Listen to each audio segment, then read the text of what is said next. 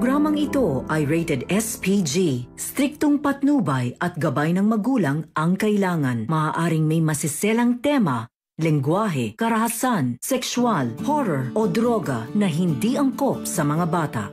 Ikaw ang aking lahat sa gabing marinig. Ano ang planong magamang Eric at Justin sa Apex at tinanggap niya ang alok na trabaho ni Giselle? Makakasama pa kaya si Annalyn papuntang Japan? Magandang araw at eto na nga tayo sa ating pinakahabang tagpo sa abot kamay na pangarap. Welcome to my channel. Please don't forget to like, comment and click the bell button para lagi kayong updated sa aking mga videos. Samantala, minisita ni Robert ang papa niya sa ICU dahil sobrang miss niya na ito. Naikwento niya ang nangyaring gift giving sa children's shelter at ipinakita niya ang video kung gaano kasaya ang mga bata. Sabi ni Robert sa papa niya, ang dami mong sikreto. Una, hindi mo sinasabi na may tinutulungan ka palang children's shelter, tapos ikaw pa rin ang makahanap ng anak ni Ate Giselle. Kaya sana pa gumising ka na dahil may importante ka pang sasabihin sa amin kung sino ang gumawa nito sa'yo at sigurado ako na paggising mo, magiging masaya ka dahil nandito na ang ikatlong apong mo na si Justin. At magkasundo sila ni Annalyn. Nag-perform pa nga sila para sa mga bata dun sa party. Sana sa pag-uwi din ni Zoe ay makasundo rin niya ang pinsan niya. I miss you papa, at hinawakan nito ang kamay ni Don Pepe. Kinabukasan si Apex ay ang araw ng pagpapakilala ni Giselle sa magiging bagong VP of Finance ng Apex. Ibinatawag ni Giselle ang lahat ng empleyado ng Apex para i-announce at ipakilala sa kanila kung sino ito. Sabi ni Giselle, sa pagbubukas ng bagong taon ay meron ding mga magaganap na pagbabago sa Apex. At maya-maya ay pinakilala at tinawag na niya si Eric bilang bagong VP of Finance ng Apex. Lumabas si Eric na nakangiti sa kanila pero ikinagulat naman ito ni Robert nang marinig niya ang sinabi ni Giselle. Dahil ito ang naging hiling ni Eric na posisyon kay Giselle kapalit ng hindi nila pag-alis patungong Amerika ni Justin. Dahil kung hindi niya ito pagbibigyan ay tuluyan ang hindi makakasama ni Giselle si Justin. Ginamit ni Eric si Justin para makuha niya ang mataas na posisyon sa Apex, nang sa ganun ay madali nilang maisagawa ang balak niyang pag-angkin sa Apex Hospital. Binigay ni Giselle ang posisyon kay Eric dahil sa pag-aakala nito na ito ang magiging daan para magkaayos sila ng anak niyang si Justin. Ang hindi alam ni Giselle ay may maitim na balak si Eric sa kanilang pamilya. Pinalakpakan naman ng empleyado ang bagong VP of Finance ng Apex at kinongratulate nila ito. Samantala, pagkatapos ng announcement, ay agad naman nagpunta si Robert sa office ni Giselle para kausapin ito. Dahil wala siyang kaalam-alam sa naging desisyon ni Giselle na kung bakit pati ang ama ni Justin ay binigyan niya ng posisyon sa Apex at ginawa niya pa itong VP of Finance. Dahil ang alam lang ni Robert ay si Justin lang ang ipapasok niya. Galit na sinabi ni Robert sa ate niya na bakit hindi mo sinabi sa akin na si Eric ang gagawin mong VP of Finance. Hindi mo pa nga kilala masyado ang taong yan. Binigyan mo agad ng mataas na posisyon dito sa Apex. Bakit nantiwala ka sa kanya agad? At hindi mo ba dapat ginawa yon nang hindi ko alam at wala akong tiwala sa kanya? Tumayo naman si Giselle at sinabi niya kay Robert na ginawa ko lang yon para sa anak ko dahil yun ang hiling niyang kondisyon para hindi sila bumalik na Amerika at para magkaayos kaming mag-ina. Pumayag ako dahil ito ang pagkakataon na makasama ko ang anak ko ng matagal. Alam mo naman na matagal na walay ang anak ko sa akin kaya pagkakataon ko na ito na muli ko siyang makasama. Kaya sana Obeng ay maintindihan mo ako at lahat ay gagawin ko para kay Justin para magkaayos kaming dalawa. Napailing na lang si Robert sa mga naging desisyon ni Giselle at wala siyang nagawa.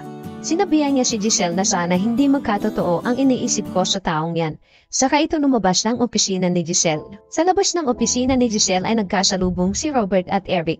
Nakita siya ni Eric at binati niya ito. Napaisip naman si Robert na kung bakit nagka-interes si Eric sa Apex. Kaya nagtanong si Robert kay Eric kung bakit bigla mong naisip na tulungan ang Apex. Sabi ni Eric, alam ko na may problema ang Apex dahil sinabi sa akin ni Giselle. Kaya nga ginawa niya akong VP of Finance para matulungan ko kayo. Ayaw mo ba akong maging bahagi ng Apex at tulungan ko kayo? Wala ka bang tiwala sa akin? Napatingin lang si Robert kay Eric at hindi na siya sumagot. Saka umalis si Eric para pumunta sa office ni Giselle. Samantala, sa East Ridge Hospital ay pumasok na si Annalyn. Hindi alam ni Annalyn ang balita na isa siya sa napili ng department ng neurosurgeon na ipapadala sa Japan para mag-seminar. Nakita siya ni Doc Enriquez at sinabihan siya na may meeting ngayon sa office ni Doc Carlos, kaya niyaya siya ni Doc Enriquez at naabutan nila doon si Doc Lindon at Doc Carlos na nag-uusap. Pinapasok sila ni Doc Carlos at pinaupo. Maya-maya ay sinabihan ni Carlos si Annalyn na gusto kong malaman mo na isa ka sa recommendation ng Neurosurgeon Department na ipapadala sa Japan. Naging excited si Annalyn sa narinig niyang sinabi ni Carlos at tahimik lang siyang nakikinig. Nang biglang sabihin ni Carlos nang dahil balak mong bumalik sa Apex, I decided not to give you the slot. Ikinagulat ito ni Annalyn. Sabi ni Annalyn na, Dok, wala naman po akong sinasabi na babalik na ako ng Apex. At kung iniisip niyo po na babalik ako ng Apex, nagkakamali po kayo, Dok. Hindi ko po iiwan ang Eastridge. Sabi ni Carlos na narinig ko sa tatay mo na pinababalik ka na niya sa Apex. At malamang ay hindi mo matatanggihan ang alok sa'yo ng tatay mo na bumalik ng Apex. Hindi na kumibo si Annalyn at saka nagpaalam na si Carlos. Maya-maya ay lumabas na din si Annalyn na malungkot at masama ang loob niya kay Carlos. Kasunod si Doc Rendon. Walang imik si Annalyn at iniisip niya pa din kung bakit ganon sa kanya si Carlos.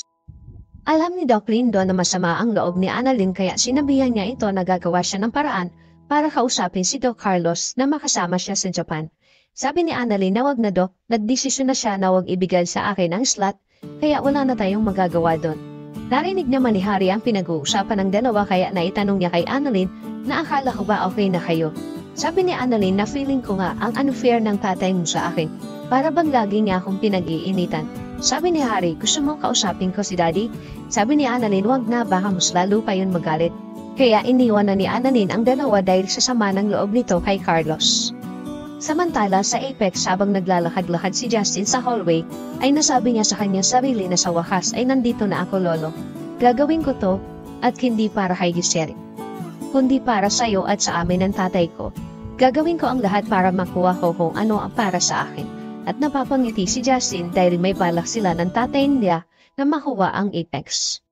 Samantala, sinubukan naman kausapin Doc Rendon si Carlos tungkol sa hindi pagpirma ng recommendation para kay Annalyn. Alam nila na isa si Annalyn sa magaling na batang doktor ng Department ng Neurosurgeon at hindi magkakaila ito. Sabi ni Doc Carlos na narinig ko kasi na nag-uusap sila ng tatay niya na pinababalik na siya ng Apex. Sabi ni Doc Rendon wala pa naman desisyon si Annalyn na babalik na siya ng Apex. Pinakausapan ni Doc Rendon na bigyan niya ng chance si Annalyn na makasama sa John. At napapaisip naman si Carlos. Maya-maya ay dumating naman si Lynette para kausapin si Carlos tungkol sa nabalitaan niya ang hindi pagpirma ni Carlos ng recommendation ni Annalyn para ipadala ng Japan.